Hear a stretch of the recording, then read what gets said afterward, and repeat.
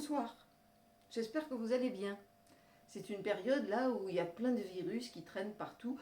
Moi je me suis déguisée en flamant rose, comme ça les virus passent et disent c'est pas intéressant. Essayez. Ce que je sais aussi, c'est que ce soir je vais commencer à vous livrer le début d'un conte merveilleux qui n'a absolument rien à voir avec les flamants roses. Pourquoi le début d'un conte merveilleux? Parce que il est long. Donc je préfère vous le faire en plusieurs épisodes. On y va? Vous venez avec moi? On va voyager dans le temps. Remonter, remonter. Quelque part en Europe, dans un grand château, il y a un roi et une reine. Tous les deux y vivent, tous les deux sont mariés et s'aiment comme au premier jour. Ils sont heureux. C'est même le bonheur. L'humain a toutefois une tendance à vouloir ce qu'il n'a pas, ce qu'il ne peut pas avoir.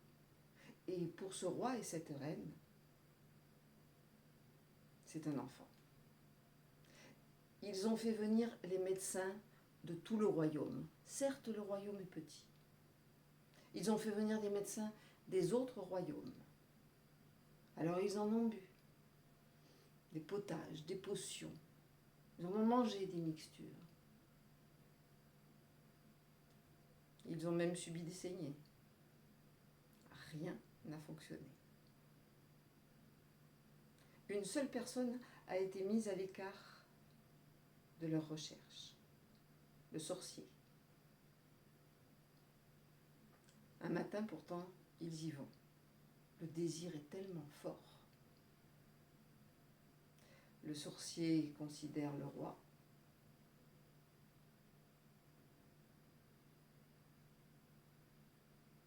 La reine. Et voilà la reine qui rentre au château avec les conseils du sorcier, enfin le conseil du sorcier.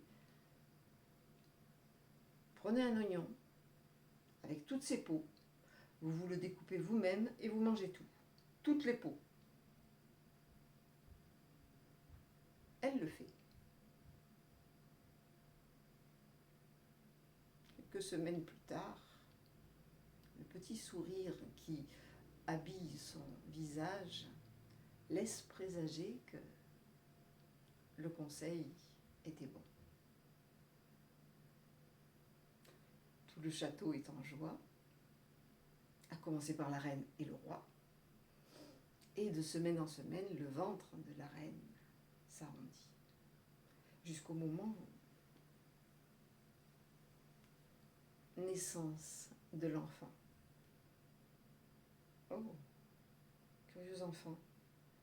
Enfant serpent. Oui, mais c'est l'enfant. Alors on l'aime. Un peu inquiétant quand même. Oui, mais c'est l'enfant. Alors on le berce.